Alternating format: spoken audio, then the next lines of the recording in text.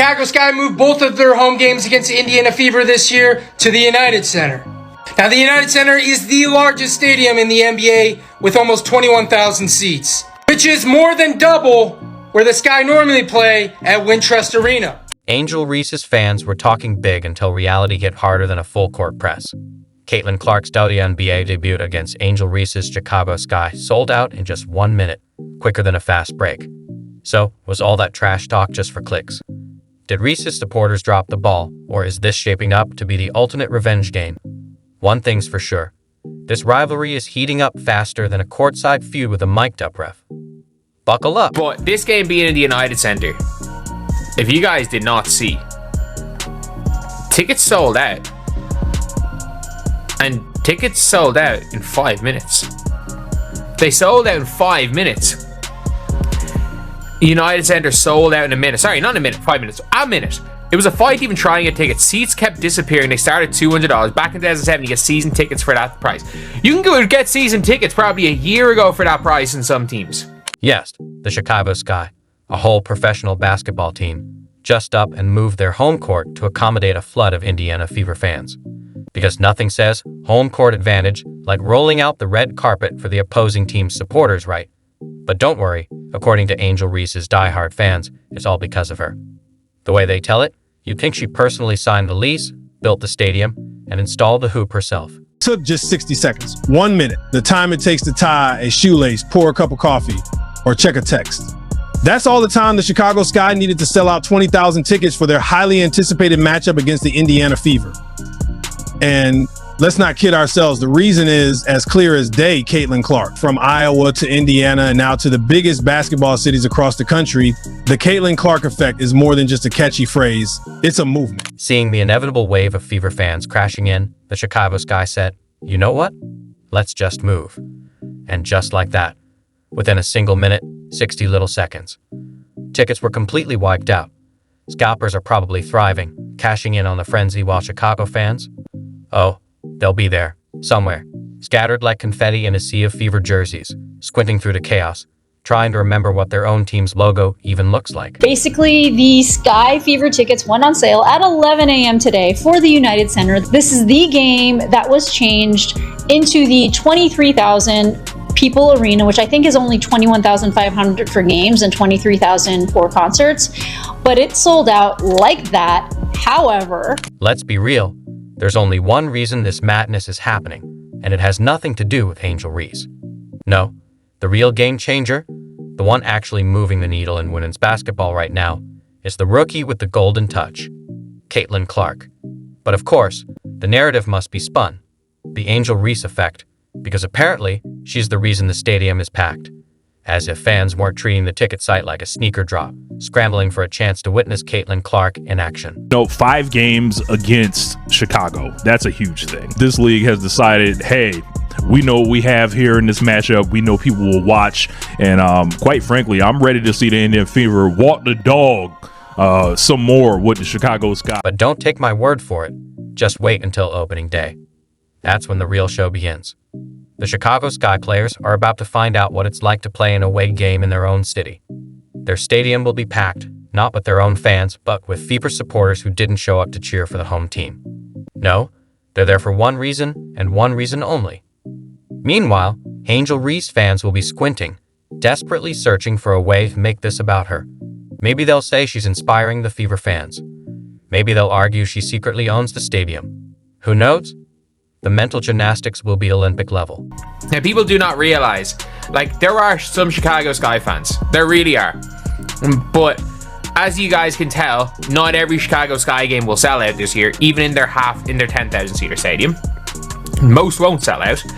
And the Fever are going to sell out every single game immediately in Cambridge, which is even bigger. And let's not forget the actual Chicago Sky players in all of this. Imagine grinding through the preseason, gearing up for a solid home opener, only to realize you'll be fighting for scraps of support in your own building. The PA announcer might as well introduce them as, and now, the visitors, before tip-off. It's going to be a long night for them, and an even longer season if this is any indication of what's to come. But sure, let's keep pretending this is about Angel Reese. let's keep ignoring the obvious reason why people are emptying their wallets at record speed. Because when that stadium is 80% Fever fans on opening night, the excuses will be just as entertaining as the game itself. Can't wait to hear them. The Caitlin Clark effect isn't just a marketing term. It's a full-blown economic stimulus package. Tickets vanish in minutes. Arenas magically find extra seats. Team owners who once scoffed at the hype are now rolling out the red carpet. And it's not just the Chicago Sky cashing in. Even the Atlanta Dream, yes, the same team whose owner had less than glowing things to say about Fever fans, not so coincidentally discovered the magic of supply and demand. Oh, what a tangled web we weave when we choose to deceive. And what I am talking about is the Atlanta Dream. Now, if that WNBA team seems to ring a bell, big ding ding bell right in your ear hole, it's because of the drama that happened last season. Came out and said, nah, Caitlin Clark effect. Caitlin Clark fans, nah. Remember, everybody remember that shade she decided to throw at the fans, that disrespect? Anybody forget that? Well, my goodness. There we are right there. Atlanta Dream under fire after co-owners Caitlin Clark fan comments and Sky disrespect. And it was about, here we go. That ain't a representation of us, said about Clark fans. Y'all not like us, they not like us. You see, at first, the Dream was content playing in their cozy little arena, keeping things exclusive, like a members-only club for people who believe Caitlin Clark's success is just a media invention. But then the Fever rolled into town, and demand for tickets started looking like a Beyonce World Tour pre-sale. That's when reality smacked them in the face. Suddenly, the Dream had a miraculous epiphany. Wait a minute, we can make more money. And just like that, a team that once looked down on the Fever and their fans upgraded to a bigger stadium faster than a bandwagon fan changes jerseys. Meanwhile, the Chicago Sky, who at this point might as well rename themselves the Caitlin Clark Stock Exchange, are leading the charge and profiting off the phenomenon. They're selling out faster than a celebrity apology after a bad tweet. And let's be honest, they need it. When your entire brand revolves around, we're not Indiana, but please come watch us play Indiana. You take what you can get. There's no doubt that this game is going to sell out. It is like the hot ticket of the season. And incidentally, it is going to break the record for the biggest crowd of a WNBA season. And then there's the ongoing subplot starring a certain individual who just can't stand that all this attention isn't revolving around her. Every single time Caitlin Clark makes headlines, suddenly there's a fresh round of complaints about being overlooked, disrespected, or undervalued, despite receiving more media coverage than any other second-round draft pick in recent memory. It's truly fascinating. You'd think a player so determined to prove her worth would focus on, winning games instead of keeping a running tally of perceived slights.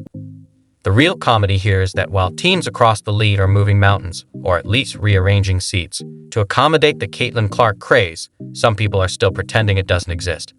The mental gymnastics required to dismiss this massive economic shift in women's basketball could qualify for an Olympic event. But hey, let's not ruin the narrative with facts, right?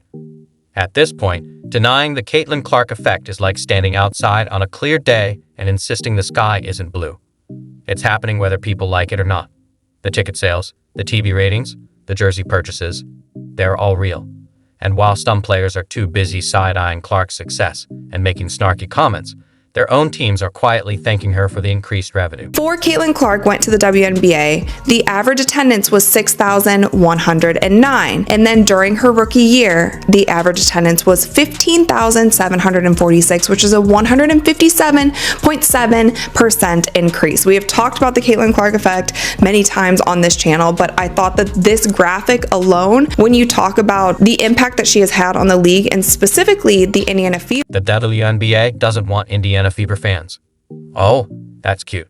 Except when it's time to move games to bigger arenas because, shocker, more people want to watch Caitlin Clark than whatever else was on the schedule that night. That hypocrisy is unreal. 1 minute it's, oh no, Caitlin Clark's fans are ruining the WNBA experience. And the next, it's, wait, why is she the only one filling seats? Somebody make it make sense. Meanwhile, over in Chicago, Angel Reese is playing in what can only be described as witness protection. Unrivaled? Unrivaled in what? Empty seats. Ticket giveaways? the sheer ability to exist without anybody noticing. It's almost like people don't care about triple singles and off-court theatrics when they could be watching actual basketball. I can't believe that's real, folks. I can't believe this shit's real. From a professional player